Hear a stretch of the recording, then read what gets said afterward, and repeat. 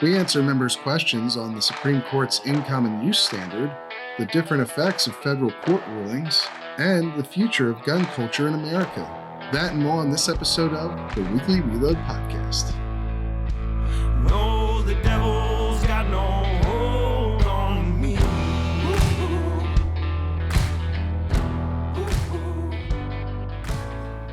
All right, welcome, ladies and gentlemen, to another episode of the Weekly Reload Podcast. I'm your host, Stephen Gutowski. I'm also the founder of thereload.com, where you can head over and sign up for our free newsletter today. It goes out every week on Friday. If you want to keep up with the latest gun news in America, all across the country, you can also buy a membership if you want to help support our reporting and get exclusive access to hundreds of pieces of news and analysis that you will not find anywhere else. You also get early access to this here podcast and the opportunity to be on the show and participate in our special question and answer episodes. You'll be able to ask us the questions. And I bring this up because that's exactly what we're doing this week. I have with me faithful contributing writer Jake Fogleman. How are you doing, Jake? I'm doing all right, Stephen. Excited to do another Q&A episode. It's been a little while since we've done one, but these are always fun just to see sort of the insightful questions that our members send in to us. So I'm looking forward to it. Yes, I'm always impressed by the questions we get for these. You know, our members are very knowledgeable folks who have really good questions, I find, and probably better informed than most of the people out there writing about guns these days. But yeah, so why don't we get rolling here? What's one of the first questions we got? Sure, yeah. So this first one here comes to us from Stephen Norris. And he says, reporters regularly ask the White House staff about the confiscation of assault weapons and semi-automatic firearms, as if that's a reasonable option to curb gun violence. Is there any chance that gun confiscations could actually be enacted from the federal level? And does the federal government have any authority to take legally obtained firearms? And what protections are in place for legal gun owners to prevent this? So what do you think there? That's a good question. Let me lay out, I guess, the nightmare scenario for this. If you're someone who owns a gun that would be targeted in a potential assault weapons ban and confiscation effort, which, by the way, the president has not come out and explicitly supported any sort of mandatory buyback. His position has been to want to ban sales and then register all of the currently owned ones. I'm sure that's not much of a comfort to people opposed to this policy, but that's his stated position. He was the press secretary was recently asked about whether he supports confiscation and didn't say no. So that's another thing where it's like probably not very comforting to many gun owners, the way that the president's messaging has been on this issue. But the nightmare scenario, I guess, would be the president wins re-election and wins majorities in both houses, and it's exceedingly unlikely that he'll be able to get to 60 votes in the Senate among Democrats. You're probably not going to have 60 Democratic senators after this cycle. This cycle is pretty favorable towards Republicans in terms of who's up for re-election in what states in the Senate. So if he wins re-election, it's almost guaranteed he'll carry the House, since the Democrats will have control almost certainly of the federal government again. But the real concern you would have is that they pick up a couple of seats, 54, 55 Senate seats, then the filibuster may be on the chopping block. It's entirely possible.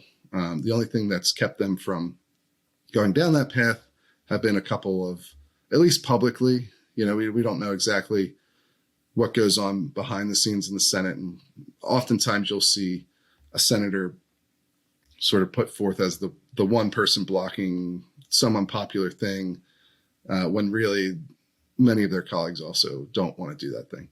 But it's not outside the realm of possibilities that the filibuster could be eliminated, and then they could pass through a bunch of different policies, including an assault weapons ban. And maybe confiscation or mandatory buyback that has become increasingly popular on the Democratic side of the aisle.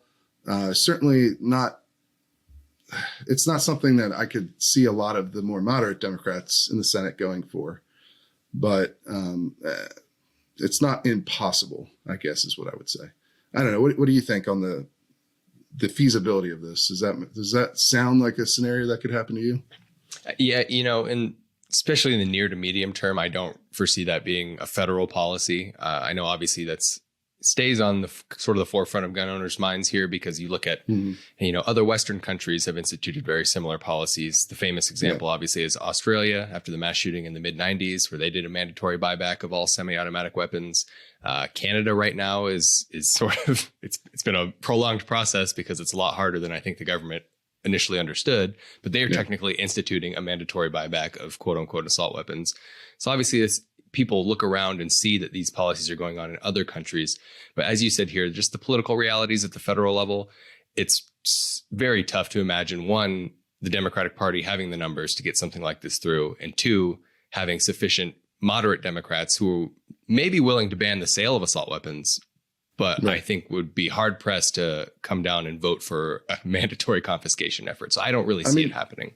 Yeah, I mean, I think even an assault weapons ban on like a sales ban would be hard for them to get to, even if they do recapture everything, even without a filibuster in place, because it's a very unpopular policy in a lot of these states that these senators would be coming from. And it's actually not a very popular policy at the national level either. It's, as we've documented the last couple of years, the support for an assault weapons ban, assault weapons, that's a very nebulous term, as we've discussed before. It's the definition varies from state to state on what constitutes an assault weapon under these bans. Generally speaking, they're trying to target things like AR-15s and AK-47s, although usually the definitions go well beyond just those rifles. But these are very popular firearms in a lot of these states that these senators come from. And there's a reason that the Senate never took up the assault weapons ban that the House passed, right? I mean, it wasn't because Republicans stopped them. Democrats had control of the body at that point. They didn't want to take that vote. I mean, that's just the reality of it. It was hard to get it passed in the House, where Democrats had control, and the House is, bare majority vote. So, it's just, there has been a sort of renewal of interest in assault weapons bans among, your deeper blue states over the last 2 years here. Somewhat surprisingly to me, I mean, I had written that the era of assault weapons bans was over, right? And now we're seeing a bit of a resurgence. I think you've written, though, that, and I agree with you, that this is probably more of a sort of, it's probably more of a phenomenon of the fact that these are unlikely to survive constitutional scrutiny in the near term. They're probably going to be struck down. And so you're seeing some rally to this in a way that you see with policies that are unlikely to go into effect. That's why you'll see like a lot of symbolic legislation that'll get through in circumstances where it's never going to have a chance of actually becoming law. And then when the same lawmakers have a chance to pass that for real, oftentimes it doesn't actually happen. Right. Hopefully that makes sense to people. There's a sort of period where politicians are much more comfortable doing symbolic messaging bills than they are being actually responsible for passing things that may end up being unpopular. And I think that might be what we're seeing here, or at least part of it. But as far as protections from this possibility go, I mean, I think it's just kind of the Second Amendment would be the bottom line. When you're talking about confiscation of popular firearms, or even just sales bans of popular firearms, there isn't really I don't know that there's a federal law that says you can't confiscate.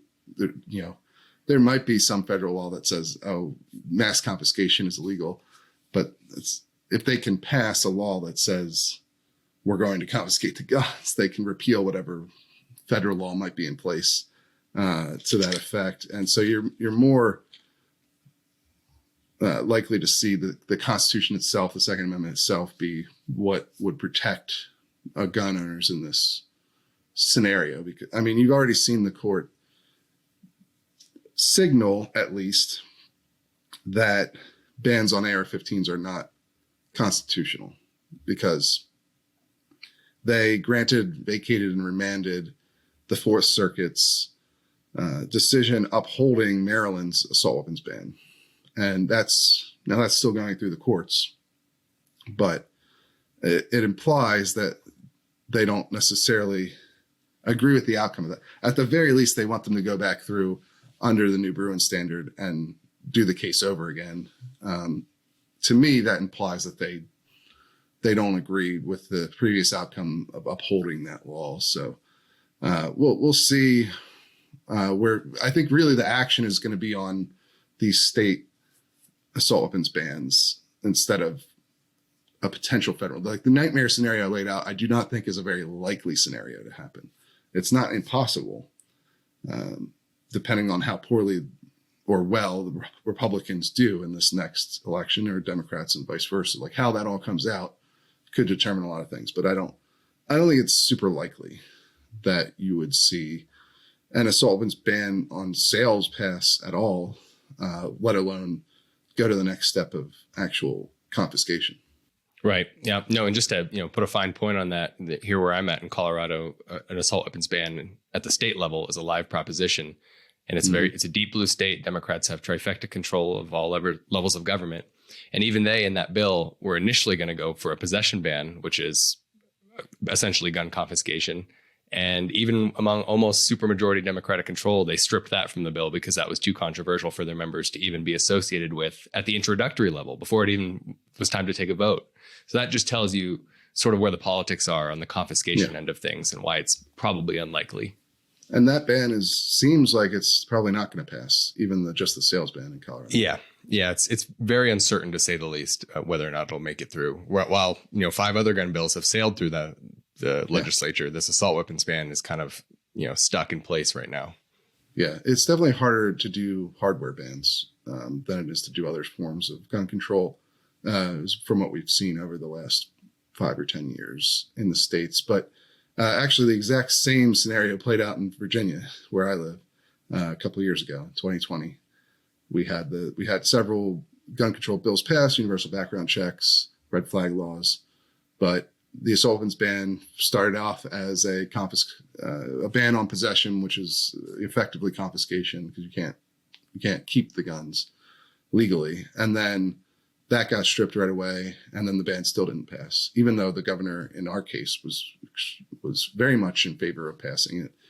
It sounds like Colorado's governor right now, Polis, is opposed to it. So anyway, we will see how that works out. But yeah, I think that's the reality of these bans. They're not actually very popular, even in deep blue states. I mean, it's taken until now for Illinois to pass one. We will probably see another one in Washington, it sounds like. So it's not, there has been a bit of a resurgence. You're going to have 3 new ones after 20 years of no movement on that front. So I don't want to underplay that, but you're also just probably going to see them all go away. I would think I think that's much more likely than having a national ban and confiscation effort pass. Frankly, I think it's much more likely to see the Supreme Court do away with assault weapons bans in the next couple of years than it is to have a new national ban come up. No, I think that's exactly right. Yeah. All right, let's move on to the next question. This one's from anonymous member didn't want their name disclosed, which is always any member's prerogative. And this one talks about this is actually a really interesting one to me because it talks about sort of the culture of gun politics right now. And so they say, I've seen a lot of confidence from gun rights activists that the tides are turning towards protecting American Second Amendment rights. I live in Highland Park, Illinois, where, of course, the first new statewide assault weapon ban in ages recently came into law. And for obvious reasons, a focal point for anti-gun sentiment and activism.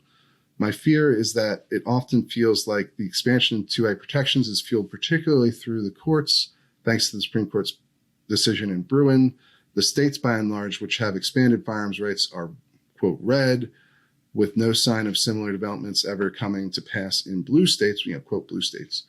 Hostility towards gun ownership and owners seems to only be escalating as their status as a targeted outgroup for one party further cements itself, with AR-15s in particular being ideological shorthand, and people feeling they know all of one's other political beliefs based on one's position on AR-15s. Sorry for the long preamble. No worries. That's very well thought out. But my question is this. Is the current expanded protection of 2A rights built on foundation of sand? It seems like that will be one of two big litmus tests for the appointment of future SCOTUS justices by either party, and all it would take is two justices dying in office at the wrong time for Bruen to be revisited. That seems like it would be a major political priority for one party. Is there a reason I should feel confidently hopeful about the longer-term future of gun rights in America? All right, good. This is a really good question. Yeah. That I think gets at sort of, obviously we focus a lot on short-term stuff. We're a news publication, and so we're focused on what's going on, the current events as they happen week to week, day to day. But this gets at sort of the longer-term trends, which I think is really interesting. And I think this member has hit on a really insightful point about where we're at in the gun rights movement, or in the gun, with guns in America generally. Well, I want to get your thoughts first, Jake. What's your reaction? Well, to the core question, first of all, I agree with you. It's very insightful sort of setup and question of sort of where we're at. But just to the core question about whether the current gun rights protections are built on a foundation of sand, I don't think so, just because Bruen is such a robust sort of framework for how you evaluate Second Amendment cases and Second Amendment law going forward. So I wouldn't say it's built on a foundation of sand. With that being said, I think this member hits on something that's very real, where you can't have a disparity between a legal regime in Bruen on one hand and maybe a culture over the years broadly turning against the right that regime protects. I think that's unsustainable in the long term. So I think he's very much right that dynamic does in fact matter, because as he said, even though the Supreme Court is supposed to be above the fray, above politics, they are appointed by politicians who are not above the fray. And all it takes is a few new appointees who maybe don't agree with current Second Amendment jurisprudence, and everything changes. And so culture long-term matters. Views on this stuff from the political realm matters. But as it stands now, I wouldn't say that current protections are quote unquote built on sand. Yeah, I agree with you in terms of the practical end of things. Bruen is unlikely to be overturned for a long time, even though this member hits on a very real reality, a very true description of where things are at. And yeah, if two justices were to be replaced by a Democrat, you could see a revisiting of Bruen, of Heller, and that's true. But the reality is that most of those justices are pretty young, and it's unlikely that they're going to be replaced anytime soon. I think Thomas is the oldest of them. Certainly he's not a spring chicken, but I don't think he's not 80 years old either. Right. So I think it'll be a while before you get a significant ideological change in the court, at least from the justices passing away from natural causes. Obviously you never know Scalia's death was not something that people saw coming necessarily. RGB was quite old. And so it wasn't necessarily shocking when she passed away. But you don't have someone necessarily like that on the court right now, especially on the more conservative end. Most of them are pretty young, and they're going to be on there for the next 20 years at least, I would think, 15. So that's a long time, especially in politics. Certainly at the same time, I think that this member has hit on an important point about the nature of partisan politics and how it's interacting with gun politics at this point in time, where you're seeing increasingly the issue be completely polarizing, where Republicans are the pro-gun party and Democrats are the anti-gun party, and there really isn't a lot of crossover left between the two of them. Now, how long that can stay the case remains to be seen. Generally speaking, parties will try to appeal to more people so that they can win elections. And one way to do that is by moderating on certain issues. You know, which party goes which way would be the bigger question, I guess. Certainly, this is one of the dangers that you have when your entire ideological movement is centered in a single party. You know, you look at the NRA endorsements, for instance, over the last several decades, and they used to be far more bipartisan than they are now. They're almost, I don't think they endorse any Democrats now. And I think that's a function of two different things. It's a push-pull thing, I would, from my point of view. That's sort of become the natural. There are fewer Democrats around who have views that the NRA would, that share views with the NRA, right? So that's part of it. It's sort of the parties have become increasingly polarized over the last good while here, decade or so. And so you've seen the Democratic Party move away from the gun rights movement. But I think at the same time, you've also seen the NRA and the gun rights movement move away from the Democratic Party and more towards the Republican Party, and especially with the NRA, towards Donald Trump in particular, really wraps their entire identity up in with his political movement, which is a very, very polarizing political movement in and of itself. Donald Trump is an extremely polarizing figure. And so when you tied yourself so closely to him, the danger becomes that if he is unpopular, which he is, right? If the Republican Party that you're so closely tied to fails to pivot and find ways to become a majority party, I mean, they haven't won the popular vote in the presidential election since George W. Bush's reelection. Like, that's not a good trend for a political party. And you know, if you're tied your entire movement's future to that one party, and that party doesn't adjust to become majoritarian, you're in a bad spot. But I will say that one thing that to keep in mind here is the recent influx of new gun owners from demographics that aren't traditionally Republican, that aren't traditionally gun owners. You know, some of the fastest growing parts of the gun owning community are minorities, women, younger people, more urban and suburban people. And so that has the possibility to change the calculation for both political parties moving forward, right? I would think especially for the Democratic Party. Now, the grain of salt with that is it might take a long time, and it might not be as strong of an effect as gun owners might hope, right? Because there's a lot of talk about single issue voters out there, right? But most people don't vote on a single issue. And if you're making them choose between one issue they care about and every other issue they care about, you're diametrically opposed on, you're going to have trouble turning that person out to vote for you, I would think. Yeah.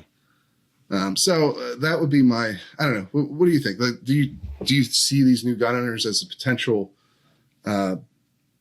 sea change in this regard? Because he's right. I think mostly if you're in a blue state right now, your entire hope for removing some of the restrictions that exist is the courts. Right. There just isn't really a strong political there's a strong political movement in those blue states for gun rights at this point. No, I think that's right. And I'm living through it here in Colorado, just seeing how this state's shifted over the years. It used to be both parties didn't touch gun bills because there were consequences. In 2013, when they passed the first really big package of gun control bills, including a magazine capacity restriction and universal background checks, the Democratic president of the Senate was recalled from office, and two other Democrats were recalled. It was just like verboten. And now it's sort of carte blanche, open season. And as you said, the only recourse is really the courts.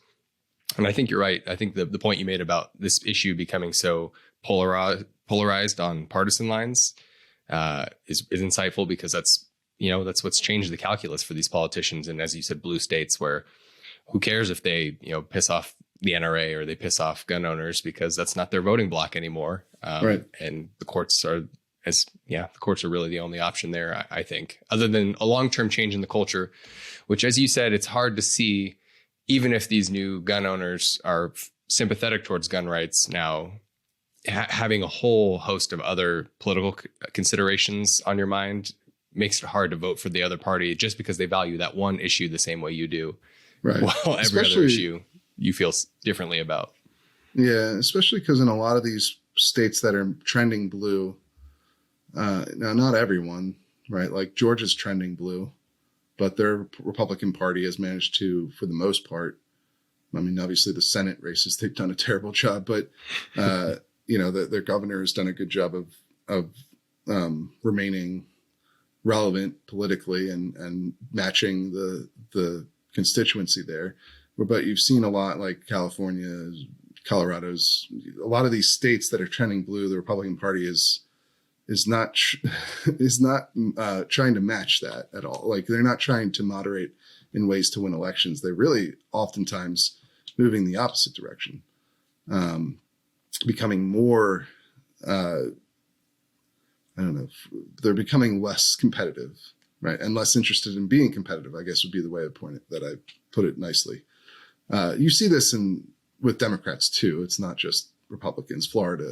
You've seen some of this in Florida with the Democratic Party there is becoming less and less relevant, and I think less and less interested in actually winning.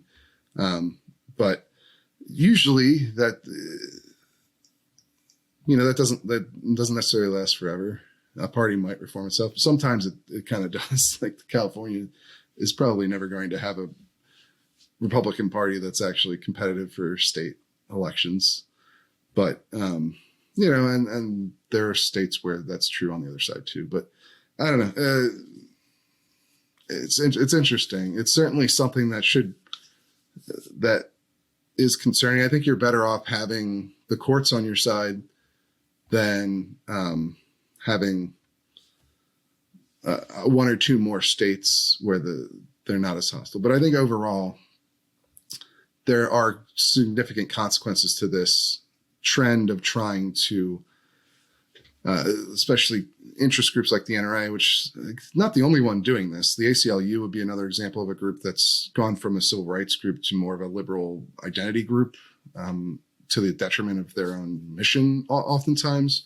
And you've seen that the NRA too. Like, they've gone from more of a gun group to more of a conservative identity group. And the problem with that is you're going to lose anyone who doesn't identify as conservative, right? And there are plenty of people who own guns in America that don't identify that way. Yeah, who might even be very staunch gun rights supporters, but don't hold to whatever the Republican party line is these days. So anyway, that good stuff to keep in mind. I'll say before we move on, I just want to make one quick point, because it's an interesting point to bring up, because it makes the case, if you care about gun rights, you shouldn't just rest on your laurels knowing that you have Bruen in your back pocket, because culture matters and persuading otherwise gettable voters matters. By, as you said, moderating on some of your stances, because, even if you say, yeah, well, these blue states can keep passing gun control, but we'll sue and it'll eventually get overturned. That's often a years long process. And that's not, it's not ideal for folks living in those states who care about their gun rights. So I think it's important to point out. And I think that this member's overall point about long-term problems being that if you're relying on the court, then you also have to rely on your party winning elections to be the ones to appoint members to the court. And if that's not happening, then eventually, yes, there will be a threat to precedents like Bruen and Heller. I mean, that's just what will happen eventually. So yeah, that's long term. This is like there's a sugar rush involved with, trying to appeal to your core, your core donor group in the NRA, for instance, by noticing that, hey, our core donor group is very conservative Republicans. So let's start talking about immigration. Let's start talking about vaccine mandates. Let's talk about all this stuff. There's nothing to do with guns, because people who are our core donor group like it. The same thing with ACLU, right? Like all sorts of identity stuff that they've gotten into were even like coming out against the Second Amendment, for instance, as a civil rights group. They may have never been super involved in Second Amendment litigation, but now they're like actively saying that the Second Amendment protects no rights, and that's to signal to their core donor base, who are liberal Democrats, that, hey, pay attention to us, give us money, because we believe the same things you believe. So, and that'll get you some money in the short term, I think, but in the long term, it alienates a lot of people too. So I don't know that the trade-off is worth it. But anyway, we'll move on to the next question. Joe Francella asks, what does it mean when we have split decisions in different appellate courts, districts, in terms of what's legal and what's not legal, what's enjoined, and what is the government still empowered to enforce? And he points to the recent ghost gun rule decisions out of the Fifth Circuit as sort of an example of that we can talk about. And that's a good question, right? Because it can often be very confusing when you're talking about federal court rulings, because federal court, I think people assume that when a judge rules something is unconstitutional, that means that, of course, the government can't enforce this unconstitutional law. But that's not exactly true, right? Right. Not always. Usually, injunctions only pertain to the circuit that they're delivered in. So the Fifth Circuit is what? Texas and Louisiana, I believe, is Mississippi in there too? I don't know. I think it's just like part of Louisiana too. Yeah. So it's mostly Texas. But, for instance, the ghost gun rules. Also, they can be issued against enforcement against specific companies. So that this ghost gun rule, these decisions that have been issued, there have been a series of them, somewhat odd from my point of view. I'm not a lawyer, of course, but it's not. I don't know why the judge hasn't enjoined the whole law and is just going about enjoining enforcement against these specific companies, especially when the companies he's picking are the biggest companies, right? So the federal government can't enforce its ghost gun rule against Polymer 80, for instance. But Polymer 80 is the one who makes most of the buy build kits, or whatever they call them. And so, there are complications with that. Oftentimes, a ruling is only going to be enforceable in its circuit, whatever circuit the ruling has happened in. That's where it's enforceable. Now, so usually a federal judge is ruling on, a state law. So the state will still not be able to enforce their law, and any other state in that circuit won't be able to enforce a similar law. It would be essentially how these things work. And that's actually why you saw, between Heller and Bruen, there was a lot of litigation, and nearly all of the Second Amendment cases failed in that period. And that's because most of the states that have very strict gun laws, California and New York, are in circuits that have a lot of very liberal judges, right, who are more inclined to uphold these laws. And so you're not getting Fifth Circuit, which is a much more conservative circuit, right? You're not getting them ruling on things like assault weapons ban because Texas doesn't have an assault weapons ban to be challenged. California does. And so you get the Ninth Circuit to rule on these things. And so that's one reason why you didn't see a ton of, a ton of these cases out of the more conservative circuits. Now you're seeing them against federal laws. And one thing to note is, for instance, the domestic violence restraining order prohibition, right? There was a ruling in the Fifth Circuit from the entire circuit that said, from a panel that said the federal government can't enforce a ban on the ownership of firearms by people who are subject to a domestic violence restraining order. And the federal government has appealed that. Now that only applies technically in the Fifth Circuit. And so the government could, in theory, continue to enforce this law elsewhere. But it creates a situation where you have uneven enforcement of a federal law. And generally the Supreme Court doesn't like those situations. Right? It doesn't want that. Nobody really wants that to be the case. So they want to, usually you'll get the government appealing these decisions and the Supreme Court will take these cases over other cases. And so that's why you're likely to see, I think Jake Charles and I talked about this on the last podcast, but you're likely to see that be one of the next Second Amendment cases that the court actually takes up. No, I agree. I think that's the key point in terms of what it practically means. When two circuits, either one circuit rules one way on a federal law, or perhaps two federal circuits rule opposite ways on a case, is in practical terms, what that means is you're very likely to then see the Supreme Court step in because, as you said, they don't really like it when federal law is applied different ways in different places. It doesn't really make sense for the uniformity of the law's sake. Right. Creates and disparities those circuit in splits enforcement. are really important. Yeah. Because it's one thing when there's a federal law that gets struck down in a circuit, you don't necessarily need to wait for a circuit split to develop. But usually when you hear people talking about circuit splits, what they're talking about is like one state has an assault weapons ban and it gets struck down by the Fourth Circuit, for instance. Let's just hypothetical.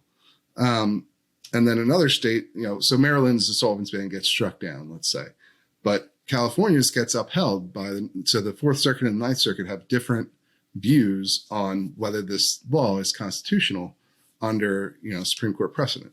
And so that's when you're much more likely to see the Supreme Court step in, because you've got different circuits that basically have different standards of law going on. And that's what the Supreme Court is basically there to settle, is these disagreements among the lower courts.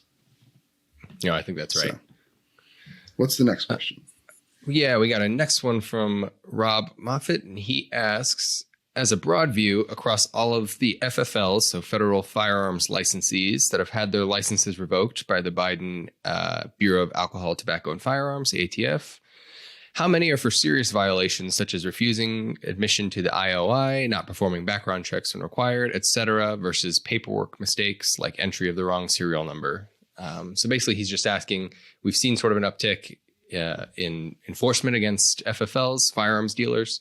And he's wondering, do we know how many of those enforcement actions have been taken because of a serious violation and how many have just been because of clerical errors? So what do you think on that? Yeah, that's a really good question. We don't know, I think is the bottom line as far as, the details of why revocations are increasing. There are some things that we can glean from how this has happened, right? So the Trace has a piece from last year, October last year, that talks about reports that the ATF has done 3 times as many revocations in 2022 as it did the previous year.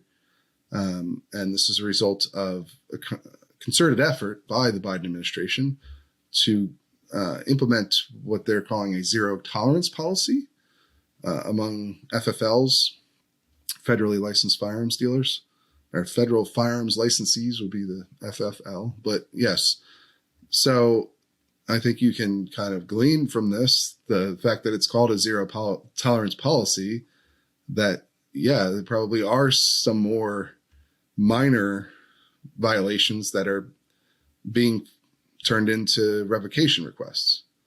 There obviously is a debate over this between the industry and gun control advocates, where the gun control advocates believe that the industry is being poorly overseen, poorly regulated by the ATF, that the ATF doesn't have enough resources, that they are too lenient with licensed dealers when they make errors or commit, infractions.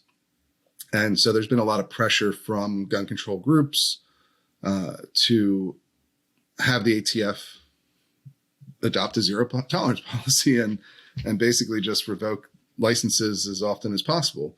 And so that 3 times number is actually somewhat misleading itself, because that's the number of actual revocations, which is the most they've had since 2008, actually. But that doesn't include all of the times where the ATF has begun the process of revoking someone's license, and then, for instance, someone, instead of going through that process, the licensee can give up their license instead.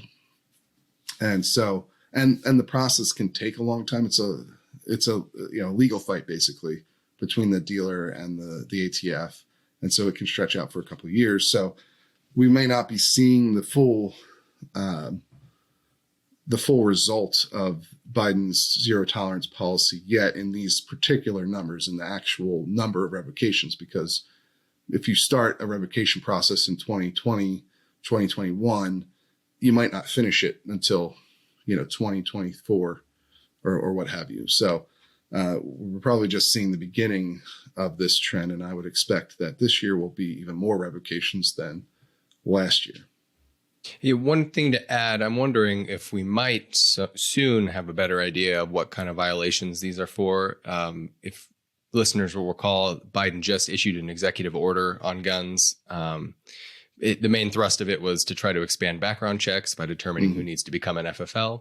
But part of that executive order was essentially like my words, not his, like a name and shame kind of policy for FFLs and violations. So I'm wondering if, as that gets executed, perhaps they'll list the violations of these FFLs. So that's one, potential. Yeah, that is something that was part of that order, that you could start to see what the actual infractions were. That's something else that gun control advocates have wanted for a while, is basically to release more ATF records into public view, which is another thing the industry has been opposed to, because for instance, they don't want trace data released, because that can be used to imply that. So, for instance, one of the arguments you'll get is, if a lot of traced guns, crime guns, get traced back to the same dealer, then that must mean that the dealer is doing something illicit for that to be the case, when it's not necessarily true, right? Because if you have a gun store near a major city, eventually some of the guns sold there will probably end up in crime scenes in the city. Now, it'll probably be, I think the average time to crime for guns is like 8 to 10 years.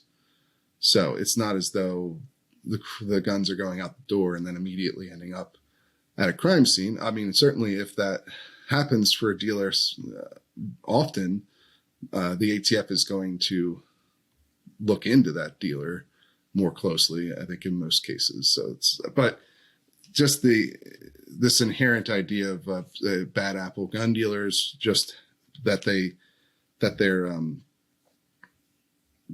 guns they sell end up at crime scenes more often than guns sold at other stores. Well, that might just be geographic location, the result of that, because they're the closest store to that major city or what have you.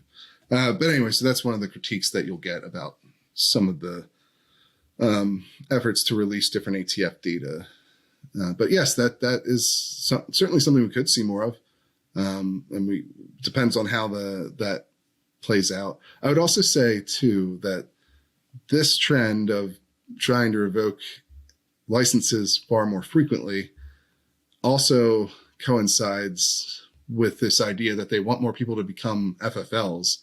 And I think it underscores the fact that they don't really want people to become FFLs. They just don't want them to sell used guns, at gun shows or what have you. So I think that to me has always been a signal that like they're not really trying to get people to become FFLs. They just don't want you to. They want to inject a certain level of uncertainty into selling your guns on the private market. Because if they wanted people to be FFLs, they wouldn't institute a zero tolerance policy where even a minor infraction could get your license removed. But anyway, that's so we don't know exactly. We have some idea, and we may get more information soon, depending on what the Biden administration does with that executive order. Okay. Next one here. This is an interesting question to me too, I think. We're going to do Brad Underwood, Reload member, says, something I've been wondering about since Bruen is the phrase in common use.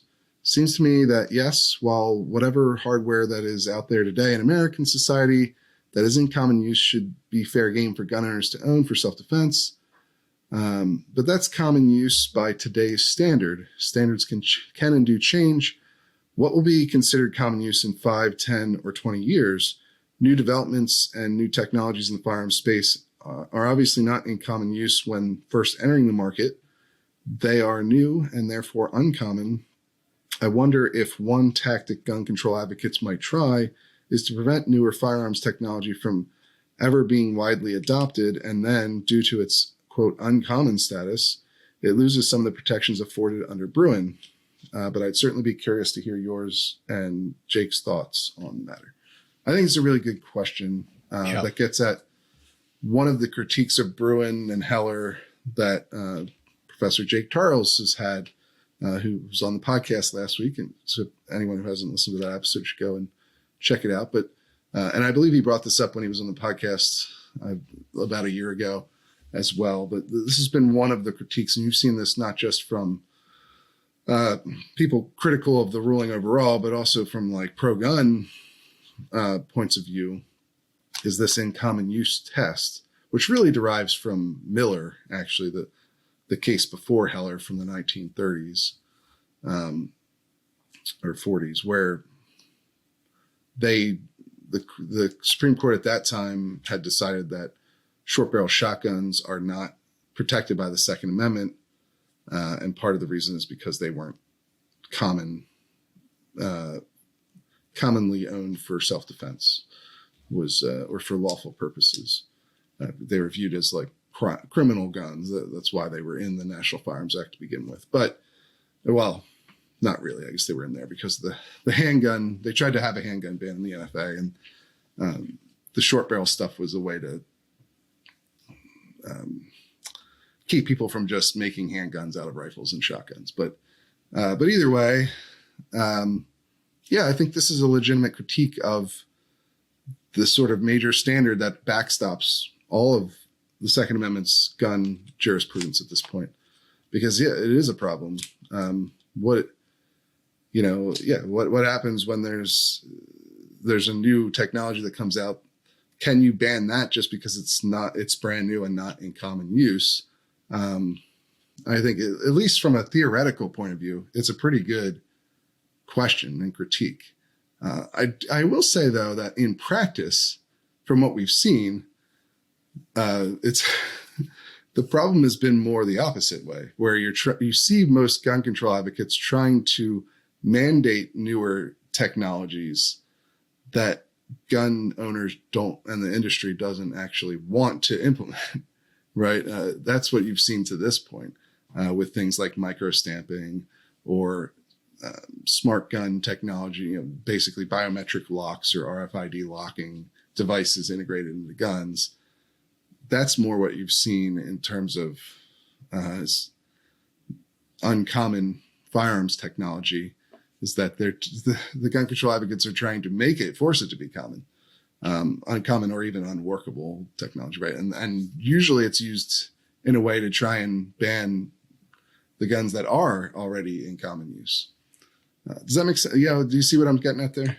Yeah, no, I think that's exactly right. It's funny because I take our members' point about, how can this work for the guns that I care about? But as you said, it's more the gun control folks that are pushing novel technologies.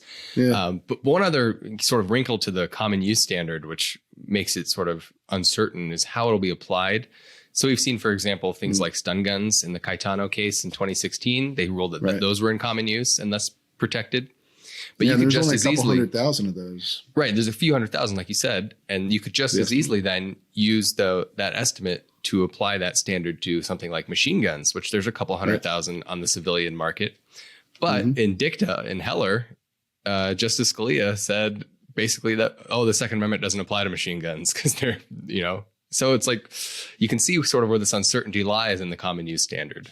Yeah. Yeah. No, that's absolutely a great point, because that's where I would see the conflict more, is with the things that the court has, at least in dicta, suggested are constitutional to ban that aren't protected by the Second Amendment, which are things like machine guns, when there are just as many machine guns legally registered out there, even though new ones have been outlawed for sale to civilians since 1986. There's already a stockpile of several 100,000 that exist. And then at the same time, the court says, well, stun guns are in common use for lawful purposes. So then there's only, they think they estimated 200 or 250,000 of those in a footnote in that ruling. So that there's certainly ambiguity in that standard, and it's also just like, is that a sensible standard, right? Right. Like, just because something is uncommon doesn't mean that it's any more dangerous or falls outside of the purview of the Second Amendment necessarily, or like, why should it? And then just because something is common doesn't make it any less dangerous. You know what I mean? Like, it's just kind of the result of a compromise ruling, which is what Heller was, right? They needed to get Kennedy on board. And so I think they had to put in all the caveats about basically protecting the National Firearms Act and bans on machine guns. So that's where they ended up. And yeah, it does create at least these sort of theoretical issues. I don't know that in practice I'm seeing a lot of problems with it, right? Like, I don't see a lot of like attempts to ban uncommon guns. Really what you're seeing is the opposite, attempts to mandate uncommon guns. So it is interesting though. But I think that the member they've identified like a clear logical issue with the main state. Of course, then you get into like, what is a better standard? And that's where I don't know that we have a great answer for you. But all right, next question. We've got Ted. So Reload member, he says, I'm told gun culture has shifted away from hunting and towards self-defense since the 80s or 90s. Do you expect the broader gun culture to shift back to a quote FUD mindset, stay as it is, or move in a new direction in the coming years, decades? If the latter, where do you see it heading? I think that's an interesting question. Yeah. So what he's referring to is something that Professor David Yamani has referred to as gun culture 2.0, which is, as the member points out, sort of a transition from a tradition of like sportsman and hunter culture focused on shotguns and bolt action rifles and the such, to a much more self-defense minded culture of gun ownership, where handguns are the most common weapon that people purchase. Concealed carry is increasingly very popular. You see this polling data reflects this all the time, where you ask people why they're purchasing guns now. They no longer say it's for skeet shooting or for hunting. They say it's primarily for self-defense, for either themselves or their family. And I don't foresee it going back to gun culture 1.0, to that old sportsman culture. But I think it will evolve because all cultures do evolve as more and more people get involved, as tastes change, as society around us changes. I think it's too difficult for me to read the tea leaves and say exactly where it's going to go. But I don't foresee it going back to, as he says, the FUD style of gun culture. Yeah. For those who don't know, FUD is like it's a derogatory term for somebody who basically believe, they own guns, but they only own bolt action rifles or pump action shotguns or double barrel shotguns or what have you. It's kind of like the president, basically. Joe Biden talks about being a gun owner all the time, but also they want to ban the guns that they don't own, essentially AR-15s or Glocks or, and so this is obviously FUD comes from Elmer Fudd. So that people are mocking this kind of gun owner as somebody who's backwards and just cares about keeping their own guns and wants to ban the other guns. So that's where that term comes from, just for anybody who didn't already know that. And I think certainly we have tons of evidence that this shift has occurred to gun culture 2.0. For instance, NICS checks, the National Instant Criminal Background Check System, the FBI background check system, which you need to perform one if you're a licensed dealer anytime you sell a gun to someone who isn't a licensed dealer. And the FBI does break out some of this. It doesn't track it individually or give you models sold or whatever, but it will break it out to long guns versus handguns. And yes, not that long ago, actually, I think it was just about a decade ago, you saw handguns start to outsell long guns in the American market. And so that indicates the shift from a focus on hunting. Obviously, hunting is still a very relevant portion of gun culture in the United States. It's just not the dominant portion anymore. Now the dominant portion is self-defense, home defense, sport shooting. And so I think that's only likely to continue. It's also coincides with the demographic shift that we've talked about. That's another aspect of gun culture 2.0. If it's more urban and suburban people buying guns, they're less likely to be out there hunting every weekend because they don't live near hunting grounds necessarily. Not that nobody who lives in the suburbs or city hunts. It's just less common. And so, you have seen that change occur. I think you'll continue to see that be the dominating force. And I think that it's likely to have, as we alluded to earlier, a significant impact on the politics of guns long term as well, where I don't know that it's sustainable that the Democratic Party can continue to move left on the issue in the way that they have. I mean, even President Biden has tried to moderate his mission. I'm really getting tongue-tied here at the end of this podcast.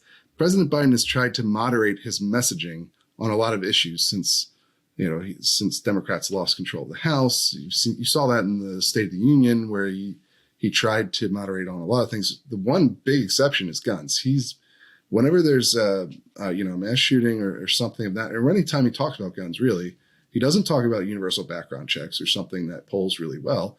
He talks about assault weapons bans. That's his top priority every time he speaks. And it's not a very popular policy. I mean, it's a 50-50 policy right now and trending downwards in everything we've seen. Now, there might be a spike after the Nashville shooting. That's what you tend to see.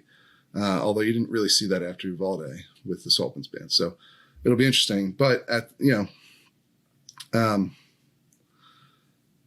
I don't know how long Democrats can sustain that move to the left on the issue. And at the same time, can Republicans appeal to this new demographic of gun owners when they hold a lot of policies otherwise that a lot of minorities and city dwellers don't agree with? Right. Yeah. So that's where would be interesting to see. This just goes back to something we were talking about earlier, but I think it's a relevant point. No, I think that's right. And you've already seen, Joe Biden's sort of prerogatives aside, the Democratic, at least gun culture 2.0 has had some effect on the Democratic Party's sort of prerogatives on guns because handgun bans are no longer even in the conversation anymore. That used to be the dominant, coalescing force for the gun control side of the debate. Organizations were called the National Coalition to Ban Handguns, and now it pulls as low as like 18% across the entire electorate, not just among Republicans and independents. So at least in some ways, you've seen how gun culture shifts do in fact affect politics. Mm-hmm. Yeah, and I think that's a great point. And I do. It's obviously still early with the assault weapons bans, but you may be seeing that same trend. We've talked about this a number of times in the past when these polls have come out. But are assault weapons bans trending in the same direction as handgun bans? Handgun bans used to be very popular. Assault weapons bans used to be much more popular than they are now. And it'll be interesting to see where the public ends up on that in the long term, if it continues down this path. Because, we talked about it as well. AR-15s have become the most popular rifle in the country, and I don't think that's likely to change anytime soon either. And so as more people buy them and more people are exposed to people who own them, support for banning them may continue to decrease. But we'll see. We got one last question here from Paul Schuck, who is a Relo member, also a new gun owner as of the pandemic. So this is exactly the kind of person, and a liberal gun club member. So exactly the kind of person we're talking about, right? Like somebody who traditionally didn't own guns and is in a demographic that, as far as liberals go, that is not, that is going to be part of this long-term trend and how things play out politically. I think, will Republicans ever be able to appeal to somebody like this? Will Democrats continue to alienate people like this? I don't know. But either way, his question is about the media and language choices. So he says, I think it's meaningful and telling that the mass media tend to use different terms for semi-automatic rifles with features depending on who is using them. When law enforcement deploys one to save lives or end a threat, the media rarely use the term assault weapon, but instead less threatening terms like patrol rifle or long gun. If police are able to use these versatile rifles, carbines, for defensive purposes, we who choose to exercise our rights should be able to keep them as well for all lawful purposes. And he believes that there's a coordinated effort to demonize these modern rifles by anti-gun media and politicians. And so they significantly influence public sentiment about said firearms amongst the large segment of the general public who gets all they think they know about guns exclusively from the media. So this is a discussion about media coverage, obviously, but also the different ways that, for instance, AR-15s are talked about depending on who's using them. And obviously the Nashville shooting would be one example of this, because the shooter used an AR-15 pistol, and then the police officer who shot them to stop the attack also used an AR-15. But one is demonized and one is not. And I just think there's perhaps an interesting conversation here about media, and I don't know. I just have some thoughts on the idea of media coordination. As somebody who, obviously, I'm a CNN contributor and have worked in media for a long time now, and we run a publication here about guns. I don't know that it's coordinated in the sense of, Brady or Everytown calls up the newsroom and tells them how to report things. I don't think that happens at all. You do see plenty of bias, I think, that comes out of just the fact that a lot of reporters tend to lean left and be living in geographically in cities like New York, DC, and LA. I think that's a significant issue in terms of media coverage and sort of echo chambers that exist. And certainly certainly either side tries to influence media coverage, and I think the gun control side has perhaps more effect doing that because reporters tend to be fellow travelers oftentimes with those groups. So, and they just don't get a lot from there's also a tendency not to engage with media from the pro-gun side oftentimes, which I think is detrimental. I will say that obviously CNN has been a particularly bright spot on this point, in my view, because they did hire me to work with them, and they do value my insight into these different questions about how best to cover and what's most accurate way of putting things. I can tell you that that's something that they absolutely do since I've worked there.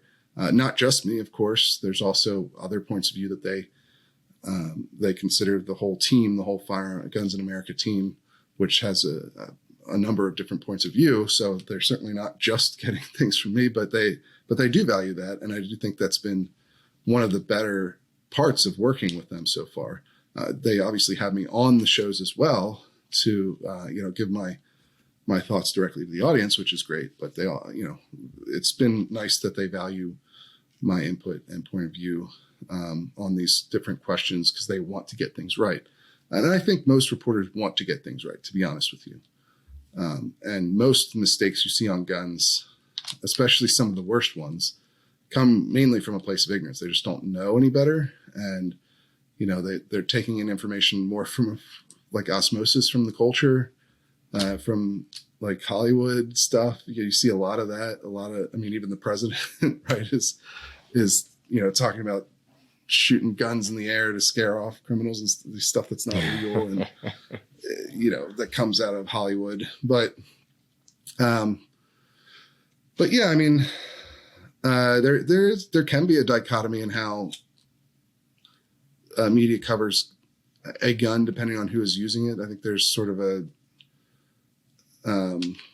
in culture at large, there can be a distinction between it's okay for police to have certain kinds of guns, even if they're, you often see politicians call these guns, weapons of war. And more increasingly now you're seeing them call them weapons of mass destruction as though they're chemical weapons or something like that, or nuclear weapons. And it's, but at the same time, nobody is really trying to restrict police use of them, which doesn't really make any sense, right? Yeah, no, I think your point is a good one about it's not coordination so much as it is groupthink and kind of bubble think. Yeah. And you have to wonder some of this dichotomy sort of in the nomenclature they use for different weapons. If it doesn't just come from police statements themselves, you often hear, like, for example, after these shootings, the police chief will give a press conference and he'll be asked to describe the rifle that the shooter used. And he'll say, It was an assault weapon. But if you're asked, okay, well, what happened with the officer involved shooting? Most police departments refer to their carbines that they use as patrol carbines or patrol rifles. And so media just parrots, I think, what police say. I think that's very true too. Yeah, police can inject their own misinformation into things just by the way they talk. I mean, they talked about the Nashville shooting, and look, it's difficult in a scenario like that to be 100% accurate with the first thing that a police spokesperson says, and that's important to keep in mind with all these things. Like when you're covering like a breaking news situation like that, it's not, the police are not necessarily going to tell you. Sometimes they'll lie, like we saw in Uvalde, to make themselves look better too. That's another consideration. But also just the fog of the situation is going to create scenarios where you just don't have the full information, or what you're given at first isn't true. Like, initially, they said there were 2 AR-15s used in that attack, and we found out later that wasn't actually true. Police use the same, and this is another thing. Yeah, if the police are using a term and the reporter's not familiar with what's going on, like they're not an expert on the topic, they're going to usually defer to whatever the police are saying. So assault style weapon was something the police said a bunch, which is not a real term. I mean, assault weapon is a nebulous term in and of itself, right? It has, like we mentioned earlier, it has a bunch of different definitions depending on what state you're in. But assault style weapon isn't even a thing. And it's certainly not a thing in Tennessee, where they don't have an assault weapons ban. So they're just sort of using slang essentially. And you get a lot of reporters are just going to repeat what they said because they don't, they're not experts on this topic necessarily, and they're going off what the official told them. Right. And so that's where like CNN has tried to, a good news operation is going to try to figure these things out themselves and talk to experts and get the best way to report things accurately, which I think they've tried very hard to do that, especially this last week in my interactions with them. And I'm same with the other people they've hired from differing points of view, right? Like Jennifer Massia from The Trace they get her input too. And, Abinay from The Guardian, same thing. Abinay Clayton, they get her input. And so they're doing their best to try and improve this kind of coverage. And I give them a lot of credit for that. Now, obviously I work for them, so I don't know people probably how much they, take what I say, but that's how the experience has been. And so, and look, I've talked to reporters from every major outlet over the years, and including today, and including like your conservative outlets. They're not necessarily just because they work for a conservative outlet, Fox or the, Washington Times or wherever, that they're not necessarily any more informed. They might be slightly more informed because they've shot a gun before or something. Although there are plenty of people at CNN who've done that, or the New York Times or wherever else. Just because and you get a lot of former law enforcement or former military who people will assume generally in society and also in media that because they were in law enforcement or because they were in the military that they're firearms experts, and that's not necessarily the case. That's how you get a lot of the most embarrassing stuff that's been out there that I've ever seen on TV or in a newspaper. Quoting former law enforcement or former military about something gun related, and they just don't know anything. They're just completely wrong. And so some of the worst things I've seen claimed, most inaccurate stuff has come from people like that. And so you can get a situation where society assumes this person is going to be an expert on the topic, and it's not really true. And that affects media too. It's media is made up of people, and they're not immune to the same sorts of faults that the rest of us have, right? Just generally. So I don't know. Anyway, that's where my thoughts come in. I don't think it's really a coordinated thing. There are, there's some ways that the gun control groups coordinate with media, mainly in like Hollywood. Like they'll consult on scripts and stuff like that, to some degree. I don't think it's quite as widespread as a lot of people like to think, but occasionally if you see a storyline that has some gun control aspect to it, it is possible that Everytown or Brady had some influence on that in a TV show or in a movie. That does happen. But this general, it's not like they've got, lawyers from the gun control group sitting in the newsroom telling them what to write. That's not how it works. It's it's a much more nuanced and different issue when it comes to media influence in that way, than sort of a caricature like that, I guess would be my main takeaway there. And so I think the best outlets, do their best to try and reach out to people. That's often why the conservative outlets or the liberal outlets will reach out to me, at least to try and get at least my point of view, and then I can explain something to them. And I'm not always right about everything either, right? So it's important to go out and do that kind of research if you want to inform your audience rather than just get things out there quickly, right? Yeah, I think that's right. Anyway, I think this has been a good episode. We went a little bit long, but it's always a pleasure to take questions from our readers, from our members in particular, people who sustain our reporting and make this whole thing possible. They always have interesting questions, I think, and certainly stuff that we could go on for much longer about. Right? But hopefully we've done a decent job of answering some of these questions, at least get some more insight. Because that's the other thing, is like we're always trying to follow whatever the current news is, whatever the big story of the week is. And so it's nice to try to take some questions and see what people are wondering about that might not be related to this week's breaking news or what have you. So anyway, that's all we've got for you. If you want to head over and sign up for the free weekly newsletter, I'd encourage you to do that. And if you want to become a member and be on the show and ask questions during these Q&As, I would encourage you to do that as well. You can find our membership options over at thereload.com. And, otherwise, if you're not ready to take that leap, you can like and share this podcast, leave a comment on YouTube, or leave a review on your favorite podcasting app, wherever you're listening to this. That really helps us as well. But until next week, we will see you guys. No, the devil